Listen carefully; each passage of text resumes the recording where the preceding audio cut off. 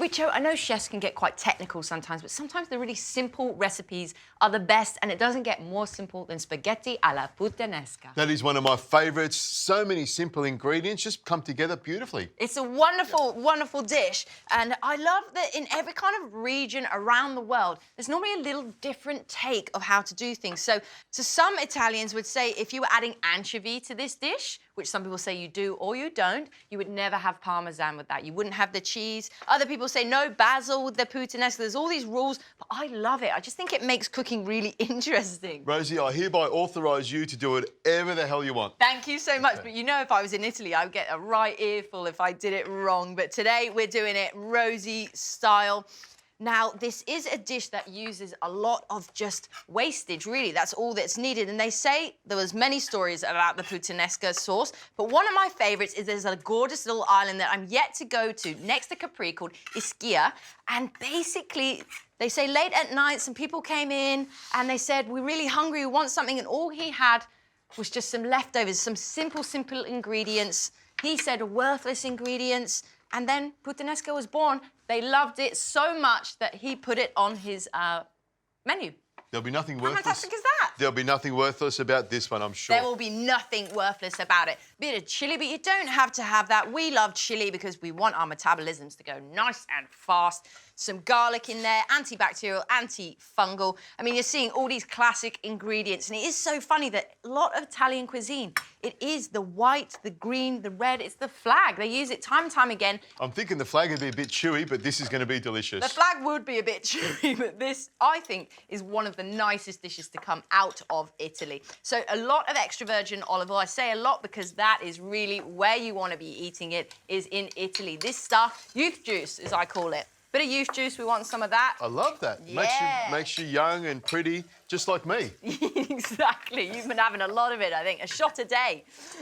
So I've got some tomatoes here. Now, this is a great dish. Some of your tomatoes are looking a little bit sad and they need to get used up. I've got these lovely, fresh little cherry tomatoes here, these little petite tomatoes, so they can go in there. I'm just going to top it up. I said this is a bit of a midweek. Oh, I haven't got much in my pantry, in my fridge. I've just got a tin of chopped whole little tomatoes in there. And they're going to go into this one. Lovely. So I have some capers here. Now, capers are something that you kind of either like it or you don't. It's a bit like a Vegemite. And this is what brings the richness to the dish. Some calamatas as well. Calamatas are my personal favourite. I love the green olives because they can be very meaty as well. And I love them in a special drink that I have. They're fantastic. Oh, I bet you do. I bet you do. The Sicilian greens are my personal favourite. A bit of lemon and some salt over them. Now, I'm going to let this one cook off a little bit, adding a good amount of Murray River salt flakes. Some cracked black pepper. Let's go double. Double because, action. come on, this is what it needs. I like that. Some cracked black pepper, and of course, we got some pasta. Now, I just want to see if this young pup has finally got the old salty sea dogs trick down. Are you ready? Ready? Oh, she only went and did it. Fantastic. So I'm going to take the lid off. This just needs till packet instructions, so about 12 minutes.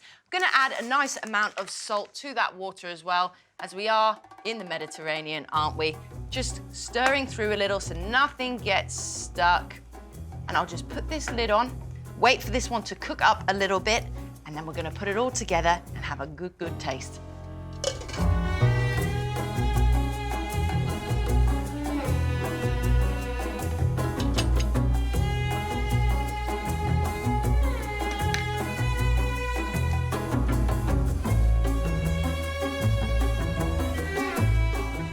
So rich, doesn't it? It does. It's lovely.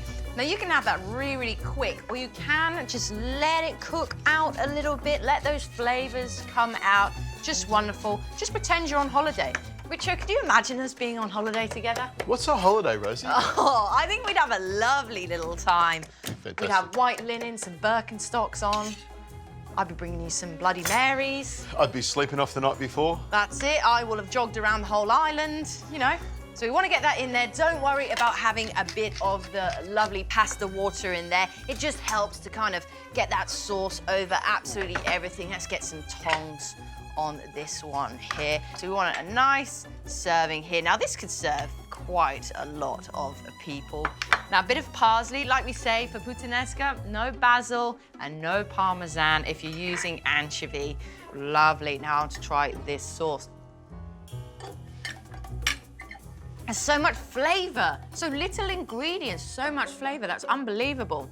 That is not date food, that is for sure. Make sure you don't wear your white linen shirt. Delicious, isn't it? I'll eat it very slowly. Great flavour there. Capers, olives, love them. Tomato, perfect. And lots of pasta. What a great dish. I know.